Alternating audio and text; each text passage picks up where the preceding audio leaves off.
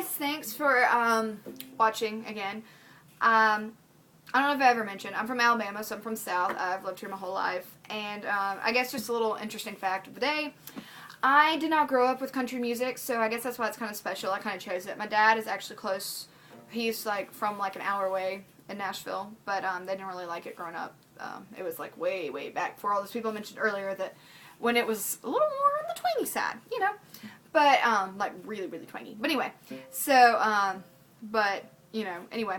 So, they listen to it for me. I'm not really sure, you know, how much they, you know, love it. But anyway, so just kind of fun fact. I guess the first, I went to the lake with some friends, first country songs. We would listen to Taylor Swift, Sugarland, Elvis, Aretha Franklin, and Rascal Flatts. So, you know, a little interesting bunch there. County Line, Settling, loved that. Just fell in love with it. Loved Rascal Flatts. My first concert was actually a Christian concert at my church, David Phelps. And then for my birthday, I got to see Carrie Underwood with Jason Michael Carroll. And that's when I was like, I want to do this. And then we ended up going to San Antonio. Long story short, Rascal Flatts, Taylor Swift happened to be there. We saw him in concert. It was phenomenal. It was so funny because Taylor was opening up from them. I've seen her 3 times now, and it's amazing to see how she has grown as a touring artist. And so for like birthdays and Christmas, we just like go see country concerts. It's so fun, you know, just instead of, you know, presents or whatever.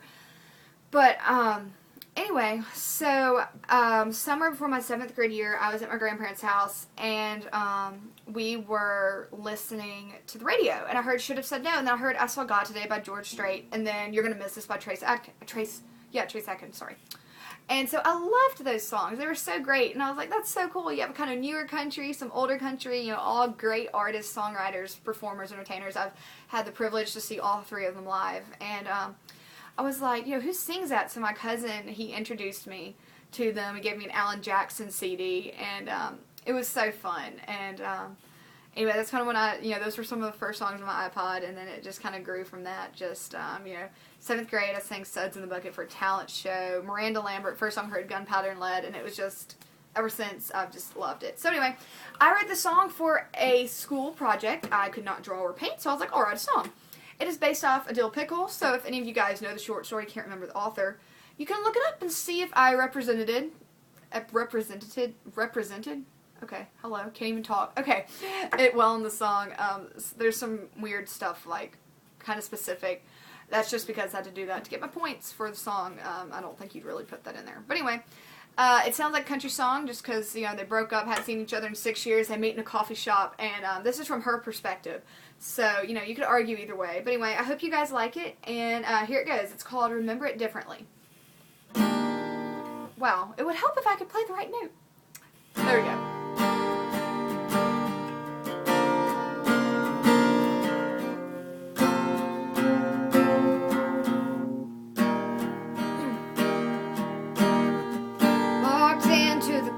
Shop and you called me off guard.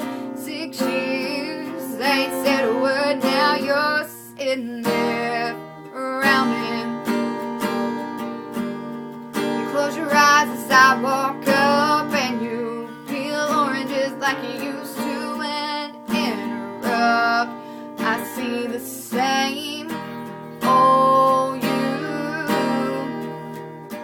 We try to act like it's okay, recount memories of the old days. Seems like I remember all the bad things, from the caviar to you being a drama queen. You try to make me remember all these pleasant memories. You must remember it differently. And do you not know it's painful talking about selling the piano? I could have said more, but you had to keep on talking about all the trips that were better without me. You ask if you've hurt my feelings. Do you really think I'd say yes? Since you claim to know me so well, you should know me better. We try to act like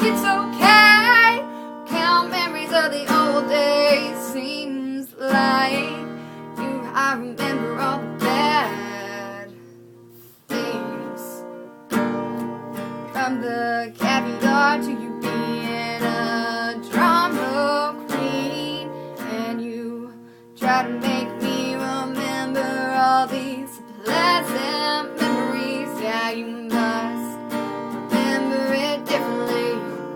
You marked a letter I wrote.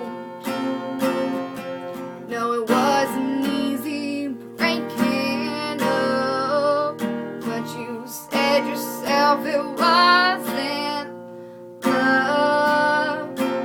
I remember you told me at a picnic that you'd die right here. Such a dramatic Romeo, but I ain't no Juliet, oh no.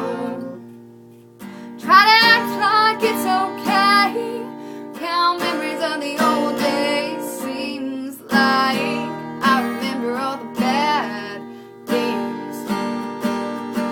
From the caviar to you being a drama queen, and you try to make me remember all these pleasant things. You must remember it differently. You said I made that little tree listen at Christmas time as you spilled your heart to me. All I remember is you complaining about the expensive caviar and your dog, and you don't remember that. Haven't touched my coffee and I button up my collar. I'm ready to leave. I feel like you're mocking me, and now you're rambling about psychology. So I get up and leave. You didn't even notice. Yeah, only thing we've agreed on is a dill pickle. Misunderstandings, misunderstandings. Thanks, guys. And little tidbit: the dill pickle represented misunderstandings because there's a point where he was like, "Have you ever had a dill pickle?" And she was like, "Yeah," but really she was thinking of something else. And so it's just kind of about how they misunderstood the whole thing. So I appreciate you guys listening, and hope you liked it, and any recommendations or whatever.